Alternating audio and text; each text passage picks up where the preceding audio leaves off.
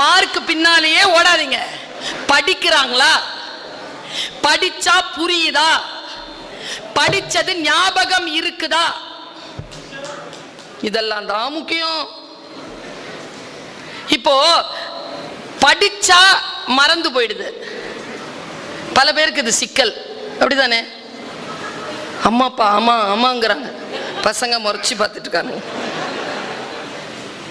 மகாபாரதத்துல கர்ணனுக்கு கிடைச்ச ஆகப்பெரிய சாபம் எது தெரியுமா?